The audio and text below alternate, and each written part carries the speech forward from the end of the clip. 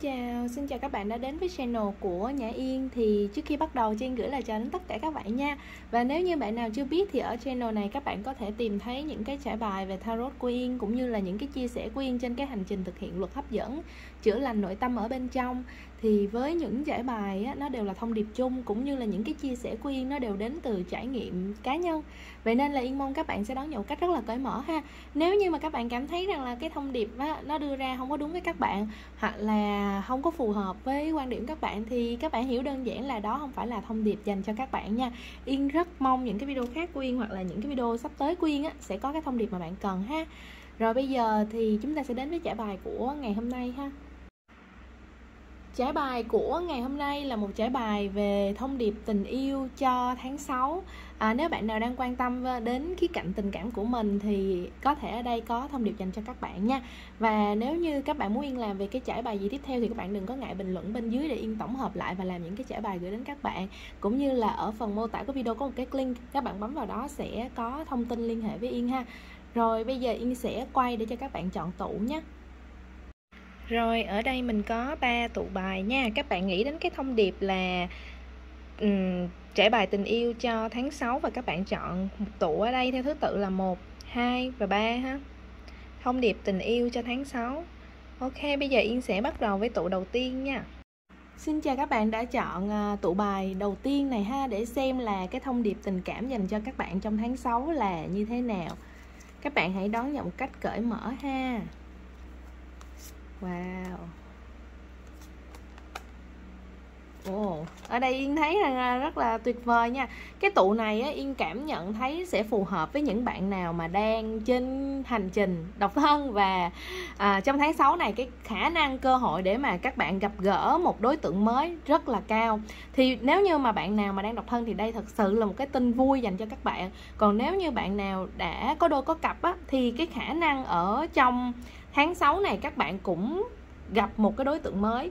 Và cái đối tượng này á, là một cái đối tượng mà có đem lại cái cảm xúc cho các bạn, dù rằng các bạn đang độc thân hay là các bạn đã có đôi có cặp. Thì lát nữa Yên sẽ phân tích theo từng khía cạnh ha. Thì bây giờ Yên sẽ nói những cái chung. Thì trong tháng 6 này á, sẽ có thể là các bạn đi đến một cái nơi rất là mới. Ví dụ như đi du lịch nè, hoặc là đi dự hội thảo hay đăng ký một khóa học, hay là trong công việc, thì có một cái cơ hội đưa các bạn đến cái việc là các bạn gặp gỡ cái người này và sẽ có những cái cuộc nói chuyện diễn ra. Thì Yên thấy rằng mới đầu á, các bạn gặp gỡ cái người này, có lẽ là cái ấn tượng các bạn là đây là một cái người mà họ rất là thẳng thắn, và họ có những cái tư duy, những cái quan điểm rất là mới so với cái cách sống của các bạn, so với cái quan điểm các bạn xưa giờ. Nên các bạn kiểu như là bị thu hút. Tức là giống như khi mà mình đã quá quen với những cái tư duy cũ đi, thì bây giờ mình gặp một cái đối tượng mà họ có một cái góc nhìn khác hoàn toàn luôn, thì mình sẽ bị chú ý. Cái chú ý này á, thì chưa nói đến là thích hay không đi, nhưng mà mình đặc biệt để ý đến họ, bởi vì sao cái người này họ có cái suy nghĩ này lạ nhỉ, hay là họ sao họ có cái tư duy khác biệt với mình, hay là khác với cái cộng đồng mà mình đã tiếp xúc hay mình đã ở quá lâu đó.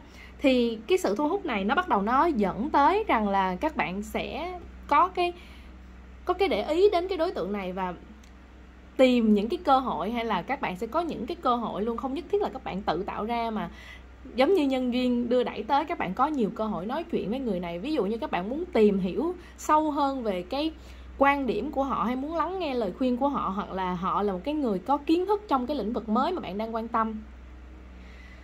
Thì cái quá trình mà hai bạn tìm hiểu nhau á, nó sẽ dẫn đến có nhiều cái cảm xúc bắt đầu hiện diện ở đây. Và bạn cảm thấy cái cuộc nói chuyện này rất là vui. Rồi mới đầu nó chỉ là những câu chuyện về lý thuyết, hoặc là về một lĩnh vực về công việc, nhưng mà sau đó nó sẽ đưa đến những cái câu chuyện liên quan về cá nhân, rồi những cái cảm xúc thầm kín. Các bạn sẽ có thể là tâm sự bộc bạch với cái người này bằng những điều mà rất là chân thật ở bên trong nội tâm các bạn. Rồi thì đây là cái lúc này, nếu như bạn nào mà đang độc thân thì Yên thấy cái cơ hội để mà các bạn tiếp cận và để mà các bạn quen cái đối tượng này á, là một cơ hội rất là tốt. Đây là một người khá là tâm đầu ý hợp với các bạn và thấu hiểu các bạn. Họ có sự lắng nghe, họ đem lại cho các bạn niềm vui, sự an tâm. Nhưng đồng thời á, ở ngay cái chỗ này á, thì có thể là các bạn sợ cái sự mạo hiểm, vì cái người này là một cái người khác với cách sống của các bạn xưa giờ. Có thể môi trường họ khác, tư duy họ khác, hay là ngành nghề họ khác. Thì dù rằng á, là họ rất là lịch sự, hoặc là họ có gọi là họ có những cái điều mà làm cho bạn cảm thấy mới mẻ, thì bên cạnh đó họ sẽ có những điều đối lập với các bạn. Và đây này, cái lúc mà khi mà các bạn gặp những cái điều đối lập á, thì bắt đầu là các bạn phải có sự thỏa hiệp để mà các bạn duy trì được cái mối quan hệ này. Thì các bạn sẽ bắt đầu có cảm giác rằng là mình hơi sợ, mình sợ không biết mình có phù hợp hay không. Và đây giống như là một cái sự mạo hiểm, bởi vì người này quá là khác so với tất cả những người trước giờ mà mình đã gặp. Nhưng mà cái nỗi sợ này á, nếu như các bạn giải quyết được, bởi vì á, khi chúng ta cởi mở và chúng ta có một cái tâm lý rằng chúng ta đón nhận mọi thứ mà vũ trụ đem đến cho mình, và mình nhìn mọi thứ như là một cái cơ hội tiềm năng, chứ nó không phải là cái gì rủi ro đó, thì mình sẽ đổi ngược lại cái góc nhìn và cái cảm xúc cũng như là cái tình thế mà mình đang gặp á. Thì cái lúc đó bạn sẽ thấy biết đâu đây là một trải nghiệm tuyệt vời thì sao. Và nếu như khi mình trải nghiệm rồi mình thấy rằng vẫn không ổn, thì ngay lúc đó mình có thể dừng lại bất cứ lúc nào. Tức là bạn luôn ở trong cái trạng thái rằng cho phép bản thân chủ động đưa ra lựa chọn và chủ động làm cho bản thân hài lòng hay hạnh phúc, hay là kể cả là buông bỏ một cái người không phù hợp. Vậy nên Yên nghĩ rằng ở đây nếu như bạn nào đang độc thân thì bạn có thể cân nhắc vượt qua cái nỗi sợ của cá nhân để rồi đón nhận cái cơ hội này. Khi các bạn trải nghiệm rồi lúc đó các bạn mới biết được rằng là thật sự có phù hợp hay không, hay là đôi khi là sẽ mở ra cho mình một cơ hội mới và mình trở thành một phiên bản mới hoàn toàn tốt hơn, hoặc là tuyệt vời hơn mà trước giờ cái tiềm năng đó nó bị ẩn chứa, và bây giờ mình gặp một cái người khai phá cái tiềm năng đó thì sao. Vậy nên đây là một cái cơ hội gặp gỡ một đối tượng mà rất là đáng để lưu ý, về cũng như là để thoát khỏi tình trạng FA ha. Còn nếu như mà bạn nào mà đang có đôi có cặp thì các bạn sẽ có một cái thông điệp như thế này. Các bạn gặp một cái đối tượng mới này và họ đem lại cho các bạn khá là nhiều cảm xúc, giống như nãy giờ Yên đã phân tích rồi ha. Thì bởi vì các bạn đã và đang ở trong một mối quan hệ trước đó rồi, bây giờ các bạn gặp một đối tượng làm cho mình cảm thấy phù hợp hơn, làm cho mình cảm thấy có cảm xúc, có sự rung động, thì bắt đầu cái lúc này là lúc mình phải rất rõ ràng với chính mình. Nếu như các bạn cảm thấy rằng cái tình cảm mình nó bị lung lay với cái người hiện tại và mình rất muốn khám phá với đối tượng mới này, thì các bạn phải có sự minh bạch và rõ ràng trong cái việc rằng là trao đổi và nói chuyện với cái đối tượng hiện tại các bạn. Hãy tránh hoàn toàn những cái trường hợp tình huống để mà các bạn đưa vào cái trạng thái rằng là mình có một đối tượng thứ ba, hoặc là mình vướng vào phải cái chuyện tình tay ba, thì rất là không hay, và nó sẽ dẫn đến các bạn những cái hệ lụy về sau này. Cũng như là đó là cái việc làm mà Yên nghĩ rằng là trên cái hành trình mà nếu như có một cái sự lừa dối hoặc có một cái sự che giấu để mà mình tận hưởng cái cảm xúc mà mình thấy là vui, thấy là happy, nhưng mà mình làm tổn thương một ai đó, thì chính ngay cái chỗ đó, về sau khi các bạn, ngay lúc này các bạn có thể cảm thấy rất là tuyệt vời đi, nhưng mà về sau các bạn nghĩ lại các bạn sẽ có nhiều cái hối tiếc, và các bạn khó lòng mà thay đổi được cũng như là cải sửa được những cái sự che giấu mà mình đã gây ra. Nên nếu ở đây các bạn thấy đối tượng mới này là một người làm cho các bạn có cảm xúc và làm cho các bạn muốn buông mối quan hệ cũ để mà tiến đến với mối quan hệ mới, thì các bạn phải thật sự có sự trao đổi rõ ràng và minh bạch với cái đối tượng cũ của các bạn. Nhưng mà đồng thời ở đây cũng là một cái cơ hội để mà các bạn soi chiếu lại cái tình cảm thật sự của mình. Bởi vì mọi cái hành trình nó là sự trải nghiệm, và khi mà chúng ta bắt đầu cái hành trình mà chúng ta chưa từng trải qua một cái gì đó rất là mới mẻ, chúng ta sẽ cảm thấy là luôn bị thu hút bởi nó và luôn cảm thấy hạnh phúc. Nhưng mà rồi khi chúng ta đã quá quen thuộc với cái việc là chẳng hạn như ở đây với cái việc là mùa xuân thì sẽ có hoa màu đỏ, hay là mùa đông thì lá sẽ rụng, tức là năm nào tháng nào mình cũng nhìn thấy tất cả những cái cảnh tượng này rồi, và tức là từ cái mới nó chuyển thành một cái mối quan hệ đã và đang duy trì và nó cũ đó, thì những cái cảm xúc ban đầu như bây giờ các bạn gặp cái đối tượng mới này nó có còn nữa hay không, hay là lúc khi mình đã quen thuộc thì mình lại bắt đầu có sự so sánh cái người này khi mà đã quen thuộc rồi thì cũng không khác gì cái mối quan hệ hiện tại của mình. Tức là đây là cái quá trình để mà các bạn phải quay trở về với nội tâm các bạn một cách vô cùng là chân thật và thẳng thắn với chính bản thân các bạn luôn, là mối quan hệ hiện tại có thật sự là rất là tệ, hay là cái đối tượng đó rất là tệ với các bạn, không phù hợp với các bạn về mọi thứ, về con đường, về tư duy, quan điểm hay không. Nếu như họ không cân xứng với các bạn, không đồng những cái tư duy các bạn, thì đã lúc các bạn nên buông, và buông trong sự minh bạch rõ ràng, không che giấu, không mập mờ, không tay ba gì hết. Nếu như các bạn bình tâm lại mà các bạn thấy rằng thật ra đây chỉ là những cái niềm vui mà ban đầu, giống như mình đến một cái nơi mới, mình thấy rất là thích thú với cái khí hậu đó. Yên lấy ví dụ như là mình ở vùng nhiệt đới ở Việt Nam, mình rất là thích tuyết, nhưng khi mình ở cái vùng rất là nhiều tuyết, quanh năm tuyết, thì mình sẽ thấy ngán ngẩm nó luôn, bởi vì nó không có như mình tưởng tượng, mà nó rất là dơ, hay là nó có nhiều bất tiện. Thì lúc đó mình có còn thích cái tuyết đó nữa hay không? Mọi thứ khi mới thì mình luôn háo hức, nhưng mà khi nó đã là một cái gì đó quen thuộc rồi thì bắt đầu nó bộc lộ ra những cái khiếm khuyết của nó. Thì quan trọng là hiện tại cái mối quan hệ các bạn, cái khiếm khuyết mà cái người hiện tại đang làm cho các bạn chán nản, hay làm cho các bạn ngó lơ, thì cái khiếm khuyết đó nó có còn phù hợp hay không? Mình có thể chấp nhận, ở đây không phải là mình cam chịu nha, nhưng mình có thể dung hòa hay không? Bởi vì bất cứ một mối quan hệ nào mới đầu thì đều sẽ là mật ngọt, nhưng sau đó mọi thứ nó phơi bày ra thì mình dung hòa được, mình mới đi được lâu dài. Kể cả người thân gia đình mình cũng vậy, không ai hoàn hảo hết, vẫn phải có những lúc mình biết cái người đó có cái tính đó, nhưng mà mình chỉ chấp nhận được, mình vẫn dung hòa, mình vẫn vui vẻ được, và mình vẫn có thể sống chung được đó. Đó, thì đây là cái lúc mà các bạn phải quay về để làm việc lại với chính bản thân các bạn rất là nhiều, để đưa ra cái quyết định. Và khi mà các bạn quyết định là buông để đến một cái mới, thì hãy cho mình là một người rõ ràng, minh bạch, không che giấu, không lừa dối ai cả. Thì cái hành trình sau này các bạn nó sẽ rất là tuyệt vời, nó sẽ để lại cho các bạn những cái trải nghiệm ngọt ngào. Còn khi mà các bạn đã làm một cái gì đó mà mình biết rằng là cái điều đó tổn thương một đối tượng còn lại, và mình lừa dối hay che giấu họ, thì ngay bây giờ mình nghĩ là không sao, nhưng sau này khi mà mình có cái khoảng thời gian để nhìn lại thì mình có thể mình hối tiếc, và mình không có cách nào để hàn gắn lại được cái tổn thương đó cả. Ok, đó là cái thông điệp ở đây dành cho những cái bạn đã chọn tụ bài này. Yên chúc cho các bạn sẽ có một cái tháng 6 nhiều những trải nghiệm tuyệt vời, bởi vì hành trình chúng ta là những trải nghiệm, và chúng ta là người sáng tạo cũng như là lựa chọn trên cái hành trình của mình. Hãy đưa ra những cái quyết định làm cho các bạn cảm thấy bình yên và hạnh phúc nhất ha. Yên rất là muốn được nghe câu chuyện các bạn, cũng như chia sẻ các bạn về cái trải bài này. Hãy bình luận ở bên dưới cho Yên biết với nha. Còn bây giờ thì Yên sẽ chuyển qua tụ bài tiếp theo. Xin chào các bạn đã chọn tụ bài số 2 nha, để xem là thông điệp tình cảm dành cho các bạn ở trong tháng 6 là gì nhé. Hãy đón nhận cởi mở nha.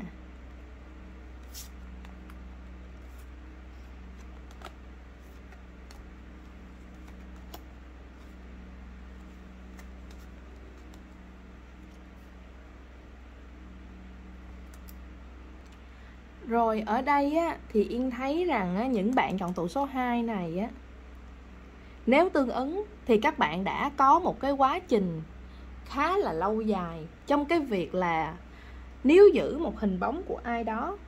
Ở đây có thể là một cái đối tượng cũ các bạn, và đã rất nhiều lần vũ trụ đưa đến cho các bạn những tín hiệu rằng là phải giải phóng mình ra khỏi mối quan hệ cũ đó đi.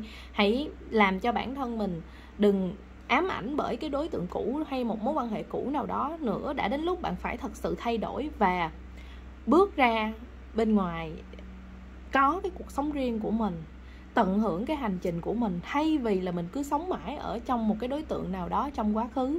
Yên thấy rằng cái đối tượng này ở trong quá khứ không biết rằng là giữa bạn với cái người này đã từng có chuyện gì để làm cho bạn bị day dứt nhiều đến như vậy. Có thể là khi bạn gặp cái người này họ có đem lại cho bạn những cái cảm xúc rất là mạnh, một cái sự thu hút mà trước giờ bạn chưa từng gặp ở ai cả, và bạn thấy rằng ở đây là cái người dành cho mình, hoặc là đây là the one của mình. Nhưng rồi cuối cùng là mọi chuyện nó không có đi đến đâu, và nó để lại sự dang dở. Thì ở đây Yên thấy có rất là nhiều những cảm xúc tiếc nuối, những cái cảm xúc day dứt về một cái mối tình cũ hay một đối tượng cũ nào đó. Và cái người này ở đây Yên thấy rằng thật sự họ không phù hợp với các bạn. Có thể là hoàn cảnh gia đình của họ khác biệt nè, có thể là họ khác về địa lý, ở xa, hay là cái tư duy của họ cũng không giống bạn, cái cách sống của họ cũng không giống bạn. Nhưng mà ngay cái lúc mà bạn bị thu hút bởi cái người này thì bạn nghĩ rằng là người này là người phù hợp, người này là người dành cho mình, hoặc là họ có hội đủ những yếu tố làm cho bạn cảm thấy đây là người trong mơ của mình, người mà mình tìm kiếm bấy lâu.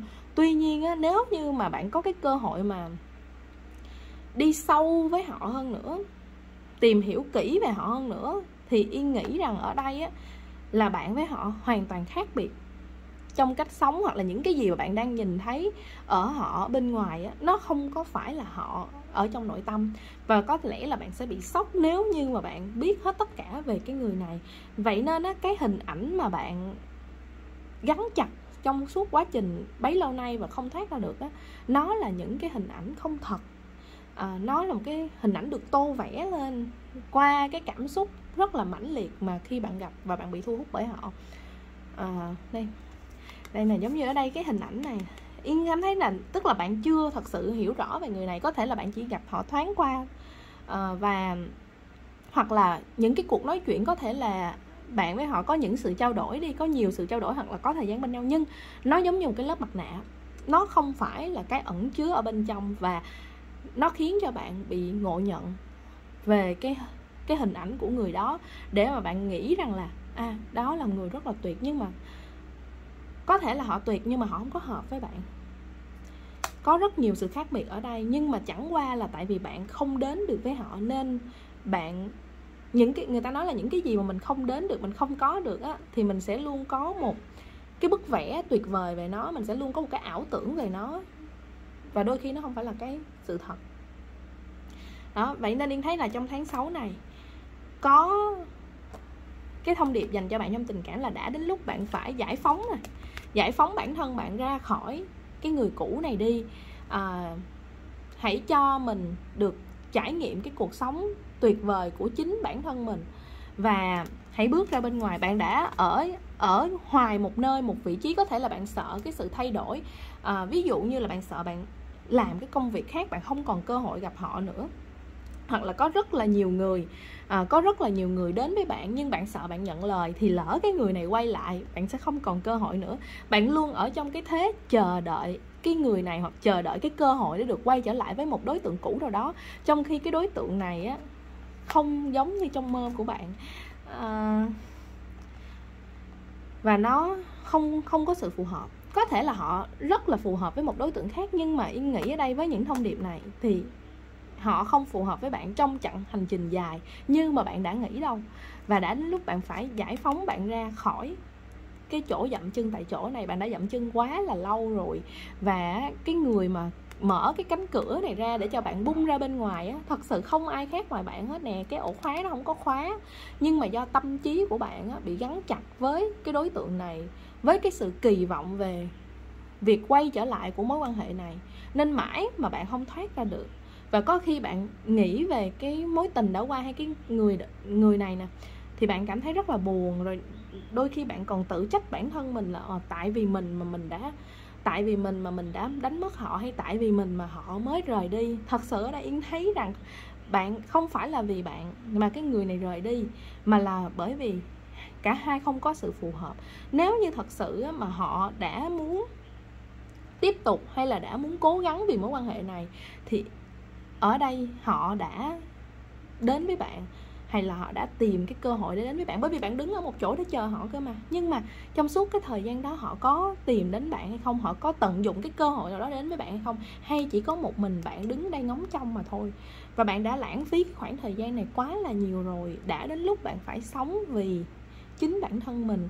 Bạn đã bỏ lỡ biết bao nhiêu cơ hội dành cho bạn vì một người mà có khi ở đây Yên thấy rằng họ đã có một cuộc sống rất là ổn luôn, nhưng mà bạn thì chưa ổn. Nè, trong tháng 6 á, là cơ hội để mà bạn thay đổi á.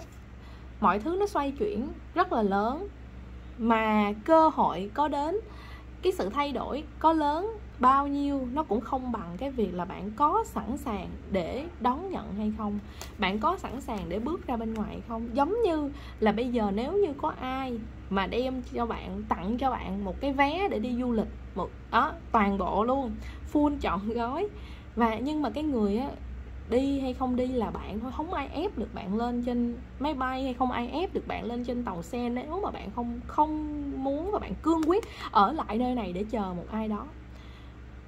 Vũ trụ đưa đến cho bạn rất nhiều cơ hội trong tháng 6 này, và đó là cơ hội để bạn thay đổi cũng như là bạn thu hút cái cuộc sống bạn mong muốn, từ tình cảm cho đến công việc. Mọi thứ Yên cảm thấy ở đây có một năng lượng đã trì trệ rất là lâu bởi vì một cái mối quan hệ nào đó.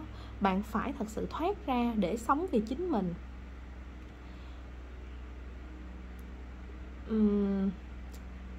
Yeah. Nếu như mà bạn vẫn còn cứ đứng hoài như thế này, vậy thì bạn sẽ chờ đến bao giờ? Khi cái người kia, cái người mà bạn đang có một giấc mơ về họ rất là ổn rồi, thì họ có thật sự thích một người dậm chân tại chỗ như vậy hay không? Và bạn có đang lãng phí rất là nhiều những cái cơ hội để nâng cấp phiên bản của mình lên vì một đối tượng mà họ cũng chưa tìm cách quay lại với bạn, hay là họ vẫn rất là happy với cuộc sống của họ, thì tại sao bạn phải khổ sở như vậy? Yeah. Ok, đó là cái thông điệp ở đây dành cho những cái bạn đã chọn tụ này.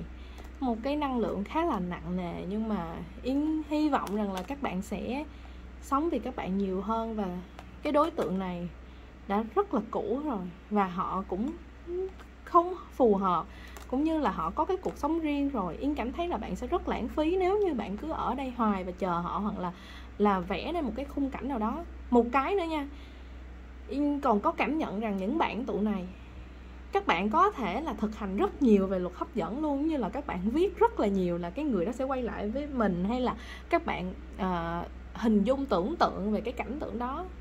Nhưng mà các bạn biết không, cái mà quan trọng nhất á, khi mà các bạn vận dụng á, cái luật hấp dẫn á, nó không phải là các bạn làm cái hình thức nào, hay các bạn tự ép bản thân các bạn viết 1000 lần, hay là viết 5000 lần, hay là hình dung mỗi ngày. Nó không phải. Và nó đến từ cái gì? Nó đến từ cái cảm xúc thật sự các bạn.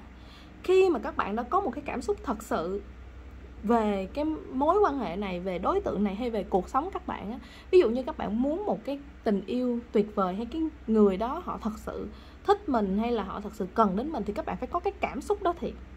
Các bạn phải có cái cảm xúc ở bên trong rằng là mình là một người quan trọng, mình là một người có giá trị, mình là một người mà nhiều người yêu thích mình, hay là người này nhìn mình là họ sẽ không thể quên mình. Tức là cái cảm xúc đó nó phải tồn tại ở bên trong các bạn. Thì khi các bạn đã có cái cảm xúc đó rồi thì mọi cái phương tiện nó không còn là vấn đề nữa. Nhưng khi mà cái cảm xúc nó không có thì các bạn có làm bao nhiêu cái hình thức, bao nhiêu cái phương tiện thì nó cũng chỉ là một cái sự giả tạo mà thôi, và nó không đưa ra cái chất liệu chân thật. Thì từ đó các bạn có làm bao nhiêu lần nó cũng không ra cái kết quả nào cả. Vậy nên ở đây Yên thấy là để mà có những cái cảm xúc như vậy thì các bạn phải sống vì các bạn. Các bạn phải nâng cấp giá trị các bạn lên, các bạn phải tận hưởng cái hành trình các bạn phải cho bản thân các bạn được hạnh phúc, phải yêu bản thân mình nhiều hơn, chữa lành những cái tổn thương đã qua đi và sống một cuộc đời thật sự là rực rỡ.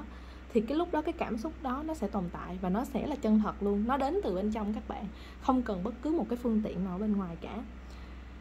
Ok, ở những cái điều nãy Yên vừa nói, Yên chia sẻ rất là kỹ ở trong video làm chủ luật hấp dẫn về suy nghĩ, cảm xúc và hành động. Nếu mà bạn nào chưa xem, các bạn có thể bấm vào, Yên sẽ để ở bên dưới ha.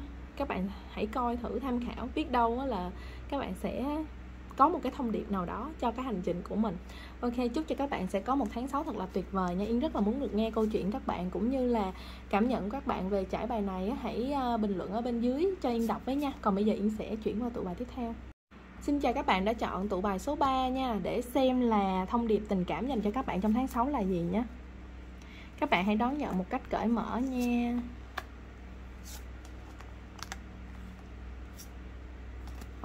Tụ này á, là nếu ai mà đang độc thân thì là trong tháng 6 cũng tháng ế nè, gặp được một đối tượng mới nè, có new love ở đây. Ok, thì ở đây là một cái trải bài chung nên Yên sẽ Yên sẽ trải về hai cái trường hợp nha. Nếu như bạn nào đang độc thân thì cái khả năng trong tháng 6 này á, các bạn gặp một người phù hợp với mình, một người đem lại cảm xúc cho mình và có những cái màn tán tỉnh nhau, rồi cưa cẩm nhau rất là dễ thương ở đây, đem lại nhiều cảm xúc đó. Nhưng mà các bạn lại có sự e dè, các bạn sợ. Ở đây nghĩ rằng các bạn sợ là tại vì trong cái trải nghiệm các bạn á, có một cái tổn thương nào đó và các bạn không có thật sự sẵn sàng cho cái mối quan hệ này.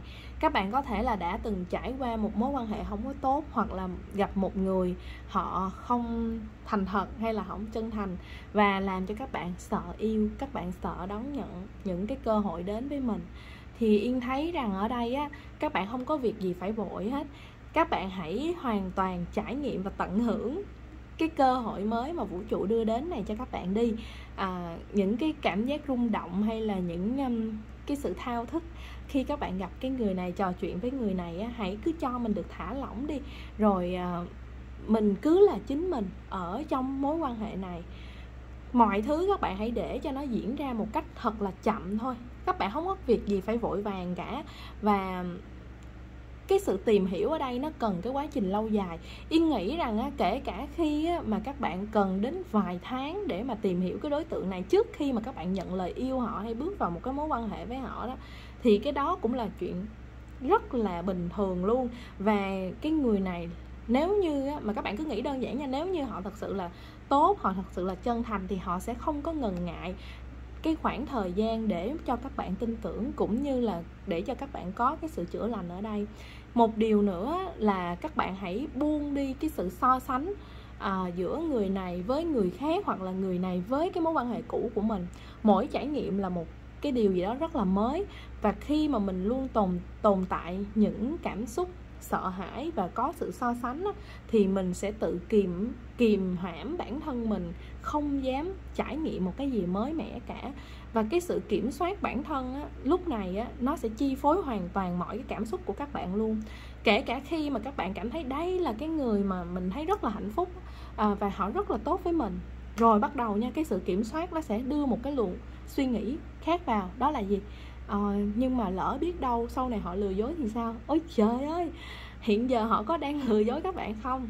Nếu như họ không có, tại sao các bạn phải để cho những cái suy nghĩ đó nó ám ảnh các bạn? Khi các bạn càng ám ảnh và cái cảm xúc sợ hãi nó được tăng lên bao nhiêu thì các bạn sẽ thu hút chính xác cái điều các bạn sợ bấy nhiêu luôn. Vậy thì ngay bây giờ các bạn phải tận hưởng những cái gì nó đang diễn ra như nó đang là thôi. Cái người này tốt với mình phải không? Ok, cảm ơn, biết ơn và tận hưởng điều đó. Cái người này họ chân thành với mình phải không? Họ đem lại cho mình những cảm xúc hạnh phúc phải không? Nếu có, hãy tận hưởng chính xác những cái gì đang diễn ra, cho đến khi nếu như mà cái người này mình thấy luôn, có bằng chứng, có mọi thứ, những cái gì nó hiển lộ ra một cách rành rành, họ lừa dối các bạn, họ không tốt với các bạn, thì cái lúc đó mới là cái lúc để các bạn đưa ra quyết định là mình có nên tiếp tục hay nên buông. Còn khi mà cái hiện tại nó không có, tại sao các bạn phải tự viết cái kịch bản tệ hại cho cái hiện tại đang tốt đẹp?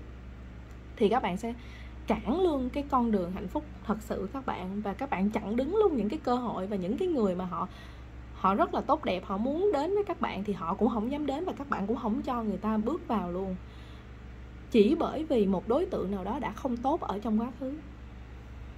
Và đôi khi á,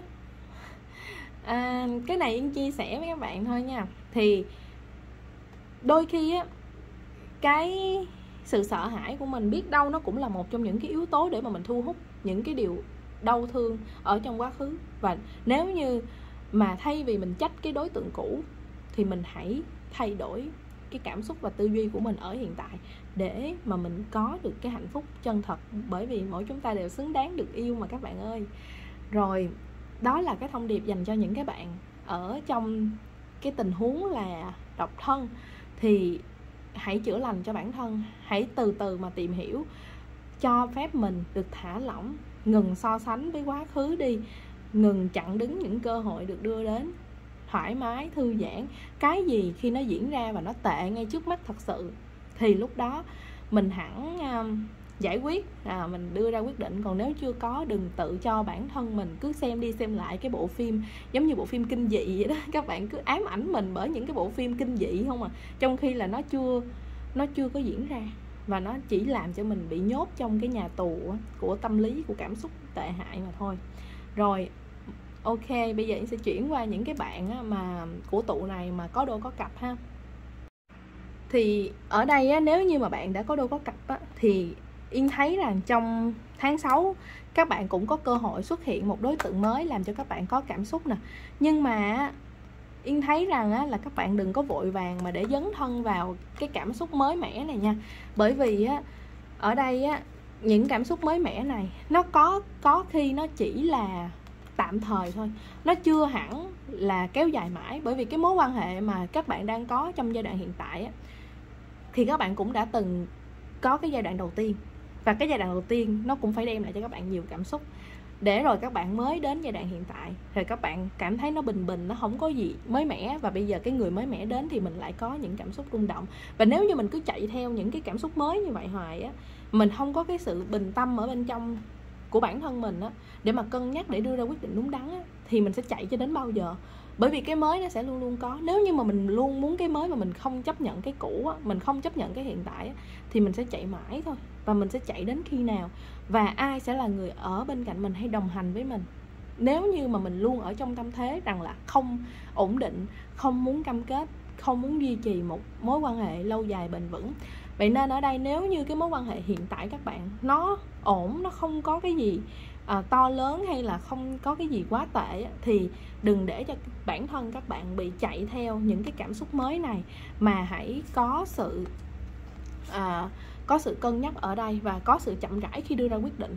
Khi các bạn đưa ra quyết định, dù rằng là ví dụ như là cái hiện tại của các bạn nó có những vấn đề thật sự như là không hợp nhau, cái người đó rất tệ với các bạn, cái người đó làm cho các bạn cảm thấy tiêu cực trong cuộc sống, thì ok, các bạn phải buông đi để đến với một cái gì đó mới hơn nha. Các bạn phải sống một cái hành trình các bạn nó tuyệt vời nhất đó, thì cái trường hợp đó các bạn nên buông. Nhưng mà dù là nó là trường hợp nên buông hay là cái trường hợp giống như lúc đầu nãy Yên nói, thì các bạn cũng phải chậm thôi, đừng có đưa ra những quyết định vội vàng. Những cái quyết định vội vàng nó sẽ luôn làm cho các bạn bị hối tiếc đó. Tại vì sao? Cái này cái sự chậm rãi này nó không phải là để cho các bạn đấu tranh với cái lý trí của mình nha, mà cái sự chậm rãi này là để cho các bạn bình tâm. Tức là các bạn không bị khuấy động bởi những cảm xúc mới mẻ, không bị khuấy động bởi những cảm xúc bất mãn, giận hờn, tiêu cực bởi đối tượng cũ hay đối tượng mới, hay là bất cứ một cái cảm xúc. Giống như sóng cuộn trào. Thì khi mà sóng nó cuộn trào cái con thuyền các bạn nó lắc lư các bạn rất là khó định hướng, các bạn rất là khó điều khiển và đưa ra những quyết định sáng suốt. Nhưng khi mà cái sóng nó bình lặng, tức là các bạn không để cho bản thân mình bị chi phối bởi những cái cảm xúc cao trào hay là những cái cảm xúc tệ đó, thì các bạn cứ quay về hít thở, điều chỉnh để cho mình gạt hết tất cả cái ngoại cảnh đi, gạt hết tất cả những cái cảm xúc tạm thời đó đi. Khi mà mình tĩnh lặng rồi mình muốn như thế nào thì cái lúc đó là cái tiếng nói của cái trực giác nó mới lên tiếng. Và cái lúc đó cái quyết định các bạn là cái quyết định sáng suốt nhất. Bởi vì là khi không có bất cứ một sự mời gọi hay một sự oán trách nào diễn ra, và các bạn nhìn thấy nó rất là tĩnh lặng đó, là lúc đó các bạn nhìn thấu được lòng của các bạn luôn. Nếu như lúc đó các bạn muốn đến với một đối tượng mới, các bạn không thể tiếp tục với người cũ được nữa, các bạn hãy làm như vậy đi. Và hãy nói rõ ràng với cái người cũ của mình, trong mọi tình huống hãy luôn để cho mình được minh bạch rõ ràng và không vướng vào phải cái việc là tổn thương ai bởi sự lừa dối. Thì dù các bạn quyết định như thế nào, cái hành trình các bạn nó sẽ luôn đem lại cho các bạn sự bình an. Bởi vì các bạn đã làm đúng với cái tâm các bạn, và các bạn sẽ không có bị cái sự ăn năn hay cắn rứt về sau này. Rồi biết đâu trong cái lúc quá trình các bạn bình lặng như thế này thì các bạn lại thấy rằng thật ra cái cảm xúc này mới này nè, nó chỉ là cái nhất thời thôi.